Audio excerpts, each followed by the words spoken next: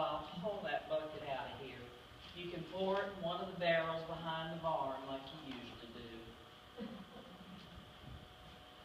Petunia, I don't reckon you'd care to help me go pour, would you? I'd surely love to, Jim Bob, but I can't. You see, I have this dream. I don't reckon a Henderson City girl will be caught dead pouring that good stuff in a barrel.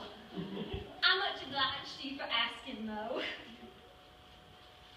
Well, if you won't do that, I reckon there ain't much use in me asking if you want to go to the armadillo races over to the crossroads then.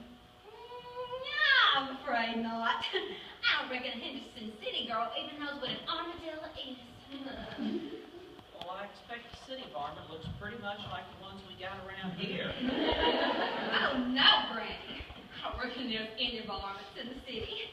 There's annual plumbing and automobiles and store windows with clothes and fancy things like that. Well, I reckon I better be getting back to work. I just wanted to let y'all know about this stuff. Where should I put the fence, Miss Granny? Everywhere I poke a hole, the farm springs a leak. I know, boy. It's our lot in life. Maybe you could string the wire from tree to tree, zigzaggedy-like. I'll give it a try. Be seeing you, ladies.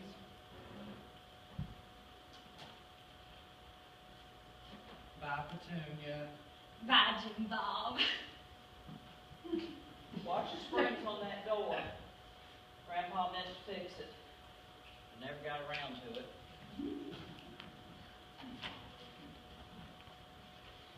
You ought to encourage him more, Petunia. He's a good boy. You can catch more flies with honey than you can with vinegar. I don't want to catch any flies at all. Why would Petunia want flies? What she needs is a man. I know that's what I need too. Someone to take care of me and pamper me and to say pretty things to me. Sometimes I think your head is full of soap bubbles, Ima. You've been taking care of yourself since Petunia wasn't no more than a baby. And you've done all right. It's only because I know my prince will arrive someday. It's given me strength. I do hope that's Jim Bob again. He doesn't have a chance with me, but I think it makes him happy to be near me. Why, it's Clive Afternoon, ladies. I was in the neighborhood and thought I'd drop by. Why, Mr. Hornswoggle, how forward of you. What do you want this time, Hornswoggle? All my chickens are counted, and I'll know if one is missing when you leave. As if I'd steal one of your chickens. I'm out of the chicken business. No, I'm here to buy your farm. And maybe get the lovely Petunia, too. Well, it ain't for sale. But you could have my hand without having to go on that road. All you have to do is ask.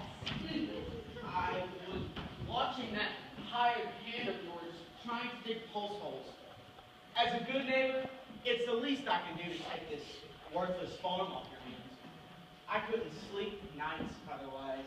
But this farm is our home. We have nowhere else to go. Unless it's to Henderson, where I can be a city girl. We ain't going nowhere. Now, hie your rotten self out of here, Hornswoggle. We ain't selling, not to the likes of you. Think about this more carefully, madam. Opportunities like this don't come along every day. I'm prepared to offer you $5 an acre. Well, that's $1,000. No, it ain't. You can't add worth nothing. That's $100, and we can't move anywhere for that. No deal, Hornswoggle.